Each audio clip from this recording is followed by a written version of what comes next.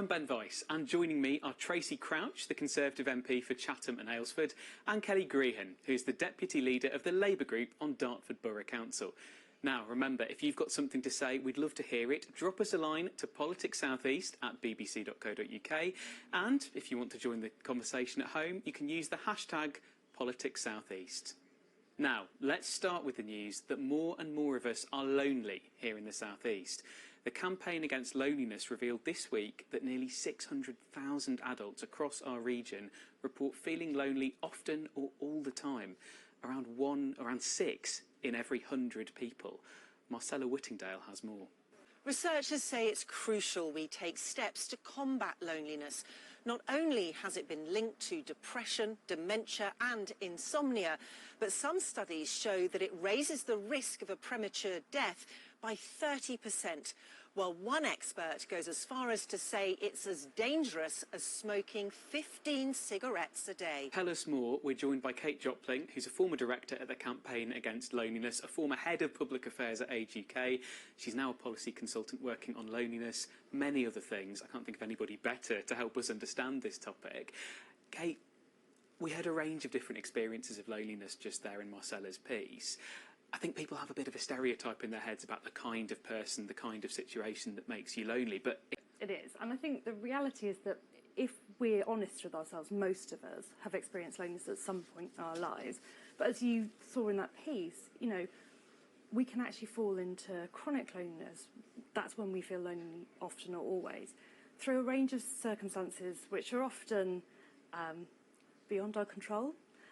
But there are often things that happen in life, and when we go through changes, whether that's changing in work or change in health or changing where we live, it can trigger loneliness. And if we are not supported at the right time, we don't find the right people, we don't find the right activities to engage us, then we can quickly fall into what can become quite a downward spiral. And it's not just being by yourself, is it? You can be lonely in a group. Absolutely not. And I think, you know, so often the stereotype of loneliness is someone sitting alone at home. But for example, I've spent a lot of time speaking to students. Their problem is definitely not being around people, but it's feeling disconnected. It's not feeling that you really belong. It's not feeling that you have your tribe, often is how people describe it. And I think that's why loneliness is quite complicated, and it's really important to recognise that I can only really know if someone's lonely by actually talking to them and asking them about it.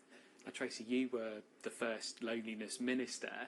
Is loneliness something you've experienced yourself in your life at any point? I think we all experience loneliness, and we should, actually. It's a subjective emotion. It's something that we should all have, because actually then you appreciate those connections around you. And I think sometimes when we lose those connections through a variety of events that are not necessarily in your control, but some that are just part of general life changes, then you begin to sort of appreciate those connections more. And I think that as the world's first loneliness minister, which is a rather humble thing to be able to say, getting the strategy in place for government to be able to work through some of the solutions is a really important thing, because actually, as Kate says, there's not one thing that causes loneliness, therefore there's not just one thing that you can do as part of the solution, and it's a very complex issue.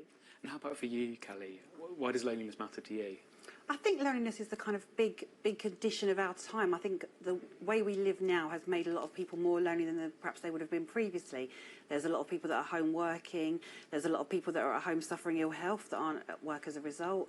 And I think a lot of the connections we used to have with people just naturally in our day-to-day life, like going to the shops and chatting to the shop assistant, have been removed by technology. So I've particularly found that since the pandemic, a lot of people now have lost confidence in themselves to go and make conversations, start new ways to make friendships. So I definitely recognise those statistics about the way loneliness can bring ill health. And I think it's just so important to feel like you belong somewhere, and that really resonates very much with me and the work that I do in Dartford with residents I work with. And I just want to pick up on that point about ill health as well, because Kate, we heard that astonishing statistic in Marcella's piece that the ill health effect of being lonely, it's not just feeling sad, it could be the physical effect of 15 cigarettes a day. Is that I mean, true? we've been working now for years to make sure people understand that loneliness is not just sad and perhaps something we should kind of morally respond to, but actually it's a serious public health issue, because there is not just one study linking loneliness to risk of mortality, but many. We are talking about a real weight of evidence that demonstrates not just that there's a correlation between loneliness and mental health, but it can directly cause it. And it does that in two ways. One is that loneliness is a stressor. You know, it actually puts stress on lots of parts of our body, and that can cause issues with cardiovascular disease, for example. They've shown links. But also, when we are lonely, we are far less likely to do the things that we know are good for us. We're less likely to eat fruit and veg. We're less likely to take exercise. We're less likely to stop smoking or reduce our drinking. And so, you know, we can see why loneliness is really harmful to health, and that's why we've got to take it seriously. There are so many issues, and it's so difficult to talk about in such a short amount of time, but when you scrap a bus service as a local authority, As has just happened. you know, when you remove the 155 from my constituency, it might save a small amount of money for the bus provider or for the county, but the cost is huge. And when you're planning applications go in and there's a nice community centre, but all the houses are built and the community centre is never opened or even built. You know, GP appointments, 1 in 5 GP appointments are attributed to loneliness. So we need to invest in social prescribing to get people into more of these walk and talks, because they really help people connect. Absolutely. And what wonderful walking was going on there. The point about local government, Kelly. I mean, there's a lot that you'd like to do in local government, I guess, but fewer and fewer resources to do it with, some would say? Some would say, but I think there's a lot of potential to do a lot of things. Good councils are working with other organisations in the community, and I think one good thing that has come out of the pandemic is there are a lot of local organisations that now are really tapped into what people need and find good ways to work with councils, work with other people. In my ward, for example, there's a great group called Kindness Community that run a little cafe every Tuesday, really markets itself to people that don't necessarily feel they fit into other groups. Started by a girl who acquired a disability, became lonely that way, and she found ways out of it. A church near me recently had a singing group for people that can't sing. It was absolutely fantastic. So I think How did that sound? Well, I was singing and I thought it sounded wonderful, but I'm not sure people walking past thought, but it was fantastic. And I think it's incumbent on councils to work with those kind of groups and make sure they can get publicity, people can find out who else is in the community that can support those groups as well. Now, I want to return to the debate in Parliament, because there was this really astonishing portrait you painted, Tracy, of the barbecue, the summer barbecue. A social occasion, but something that really sparked thoughts of loneliness for you. We always talk about loneliness in a winter or a Christmas perspective, or certainly not always, but there's definitely a national spotlight in terms of loneliness over Christmas. And actually, the soundtrack of summer can cause just as much loneliness as Christmas can, but without the focused campaigns around Christmas. So, you know, loneliness is happening because you can hear the togetherness and the happiness of families and friends because you've got your windows open. But there's no John Lewis ad reminding us that there are people out there that are suffering from, you know, isolation. And so we just have to be, you know, mindful that there are neighbours that might not have those friendship opportunities or togetherness. And I think we as communities can come together really strongly. The Great Get Together, the Big Lunch, these are all initiatives that happen across the region, and they're really, really wonderful things to do. Just finally, Kate, it's Sunday.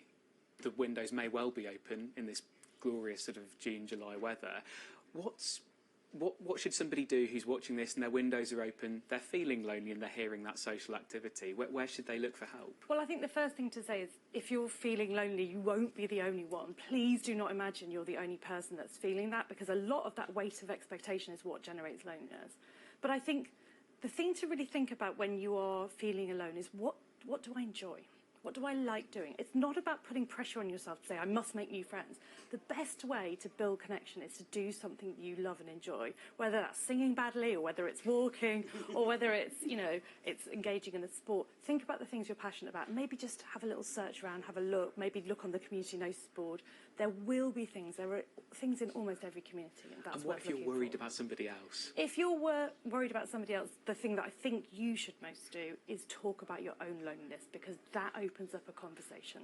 If I talk about my loneliness, it is much, much easier for someone else to tell me that they're feeling lonely, and we can go from there together. Kate Joplin, thank you so much for your wisdom.